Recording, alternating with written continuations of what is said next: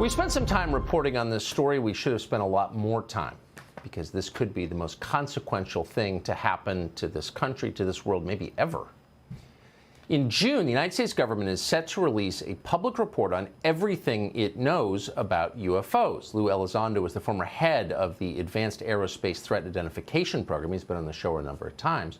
He just spoke to the New York Post about what that report will show. According to Elizondo, we will find an intelligence failure on the part of the U.S. intel community on the level of 9/11.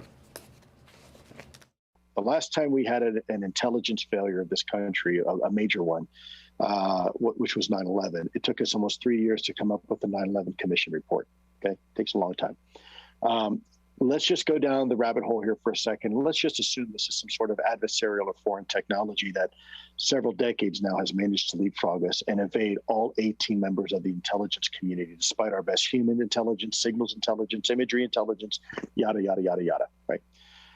That would be an intelligence failure that would eclipse just about anything else this country has ever faced, especially if this has occurred for decades, that there's a foreign adversary that can put a nuclear warhead within moments over Washington, D.C. Okay, that's a problem. Yeah, that's a problem. And too few have considered it from that perspective. Nick Pope is a former Ministry of Defense official from the UK and perfectly positioned to answer the obvious question, which is, why didn't we see this coming? He joins us now. Nick, thanks so much for coming on. I thought Lou made a very solid point, and I'm embarrassed I hadn't thought of it before, which is this is, among other things, whatever these objects are, a potentially very grave threat to nation states. So where was the intelligence community in warning about this and learning more about it? Where were they?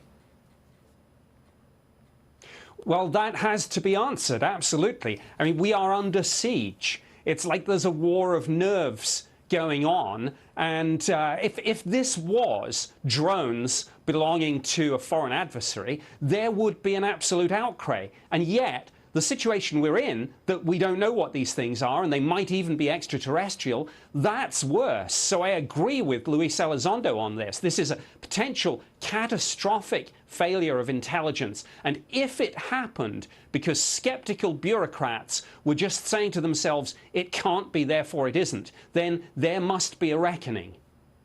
So you say, and that is such a great point and nicely put, but you described it as a siege. Give our viewers who don't follow this topic closely a sense of the magnitude of data coming in about these encounters. Yeah, I mean, this is absolutely extraordinary. And every day it seems like new information drops, things that the public and the media weren't told. So, for example, former Director of National Intelligence John Ratcliffe just threw into the conversation the other day the fact that the satellite imagery of all this and some of the speeds being reported seem to blow the theory about foreign drones out of the water. We must be told what's going on here, and we should think of this upcoming report to Congress as an intelligence assessment of the phenomenon itself, and one that's long overdue. There are a lot of these. This is not like, you know, some drunk guy in a rural road in northern New Hampshire saw something weird. I mean, this is the U.S. military regularly, very often, recording these objects. Yes, absolutely. It's pilots, it's radar operators, it's satellite data, it's measurement and signature intelligence. There's such a lot of information now, so much that the U.S. Navy has instructions for its pilots on what to do if they encounter these things. Now, I think as we go into May, in the run-up to this report going to Congress, there's going to be a lot of things going on behind the scenes, a lot of politicking, jockeying for position, factions trying to kind of have their say on this. I anticipate more leaks of information, photos, videos, documents. There's a lot more to come here. Nick Pope has been on this for so long. I appreciate your steadfast commitment to answering obvious questions. You know, what is this? Thank you. Good to see you. Hey, Sean Hannity here. Hey, click here to subscribe to Fox News YouTube page and catch our hottest interviews and most compelling analysis. You will not get it anywhere else.